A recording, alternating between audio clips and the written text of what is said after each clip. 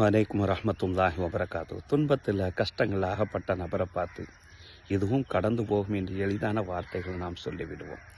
நிகழ்வுகள் வேணால் கடந்து போகலாம், ஆனால் அதனால் ஏற்பட்டிருக்கக்கூடிய அந்த வலிகள் கடந்து போகாதல்லவா, அது நிலைத்து தான் இருக்கும். சம்பவத்தை ஏற்படுத்திய நபரை மன்னிப்பவன், தண்டிக்க சக்தி இருந்து மன்னிப்பவன் என்றால் சிறந்த மனுஷனாக இருக்கலாம். ஆனால் வலிதானே.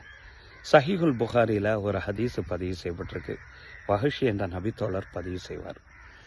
வஹஷி யார் என்று சொன்னால், உஹதுனுடைய போர்க்களத்தில் நபி ஸல்லல்லாஹு அலைஹி வஸல்லம் அவர்களுடைய சொந்த சச்சாவான ஹம்சாவை கோரமான முறையில் கொலை செய்த ஒரு நபர். அவர் இஸ்லாத்தை ஏற்றுக்கொள்வதற்காண்ட ரசூல்லாட்ட வர்றார். அவரை பார்த்து ரசூல்லா கேட்குறாங்க, அந்த வஹஷி நீ வஹஷி தானே என கேட்குறார். ஆம் என்று அவர் பதில் சொல்லுகிறார். நீ தானே என் சச்சாவான ஹம்சாவை கோரமான முறையில் கொலை செய்தா என்று கேட்கிறார்கள். அதற்கும் ஆமி என்று சொல்லுகிறார். அந்த இடத்துல ரசூலை மன்னிச்சு அவரை இஸ்லாத்துக்கு கொண்டு வர்றாங்க.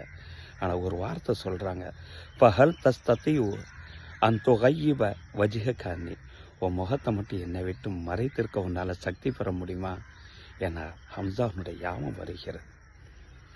ரசூல்லா வஃபாத்தாகிற வரை மதீனாவுக்கு அவர் வரல, ஊரை விட்டு வெளியே போய்விட்டார். மன்னித்தாலும் கூட சம்மந்தப்பட்ட நபர்களை பார்க்கக்கூடிய நேரத்தில் வலிதானே. அதனால் யாருக்கு வலியை உண்டாக்க வேண்டாம்.